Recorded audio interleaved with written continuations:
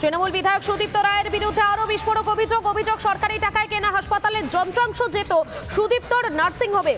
সরকারি হাসপাতালে চুক্তিভিত্তিক কর্মীদের নিজের নার্সিংহোম এবং ফার্ম হাউসে কাজ করাতেন এই সুদীপ্ত।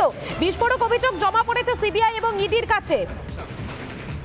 মেডিকেল কলেজে অনেক দোকান বেআইনিভাবে বসিয়েছেন সুদীপ্ত, এমনটা অভিযোগ উঠে আসছে। টাকার পরিবর্তে প্রচুর বেআইনি ভর্তি করিয়েছিলেন বলে অভিযোগ নিয়োগও হয়েছিল বেআইনিভাবে। সুদীপ্তর নামে বিস্ফোরক অভিযোগ জমা।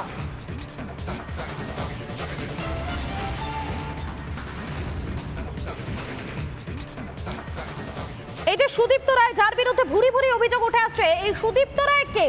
শ্রীরামপুরের তৃণমূল বিধায়ক সুদীপ্ত রায়, যিনি এই মুহূর্তে ইডির স্ক্যানারে রয়েছেন।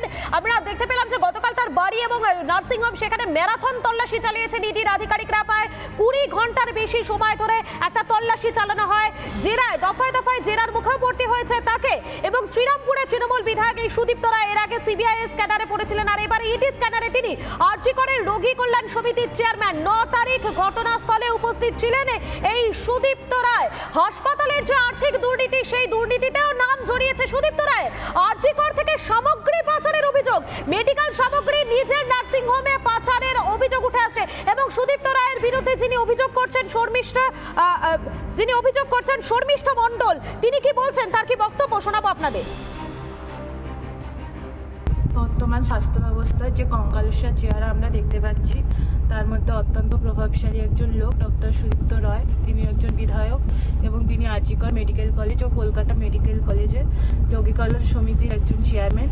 তিনি নানা গভর্নমেন্টের নানা সরঞ্জাম নিজের নার্সিংহোম, সরজ নার্সিংহোমে নিয়ে যান এবং নানা ছাত্রছাত্রী রয়েছে, যেরকম নার্সিং এবং প্যারামেডিক্যাল কোর্সে উনি নানা ভুয়োভাবে ভর্তি করিয়েছেন এবং নানা কাজে ভুয়োভাবে উনি চাকরি দিয়েছেন। সেই সব তথ্য প্রমাণ আমার কাছে রয়েছে এবং সেগুলো আমি ইডি, সিবিআই, স্টেট ভিজিলেন্স এবং নবান্নের কাছে তদন্তের দাবি রাখছি এবং তাদের যদি কোনো সাহায্যের প্রয়োজন হয় তাদের আমি রাজি। আমি তো কোথা থেকে আমাকে কে মাইনে দেয় আমি এটাও জানি না। আমি কাজ করতাম এতে কামাটি সাউদত্ত মেডিকেলে। তো ওখান থেকে কাজ করতে করতে মনে হয় 2022 কি 23 নাগাদ আমি বললাম আমার বাড়ি এখানে সামনে, তো দাদা কাজ করুন না, বাড়ির সামনে যদি হয় সে একই তো মাইনে, তাহলে আপনি তো মাইনে আমাকেই দেবেন, তাহলে এক কাজ করুন বাড়ির সামনে আমাকে দিয়ে দিন। আমাকে যে কাজ দিয়েছিল উনি হচ্ছে এতে থাকে, কোথায় থাকে জানি না, ওনার নাম হচ্ছে বাপ্পাদা, আমিটুকু জানি। বাপ্পাদা বলতে কোন বাপ্পাদা?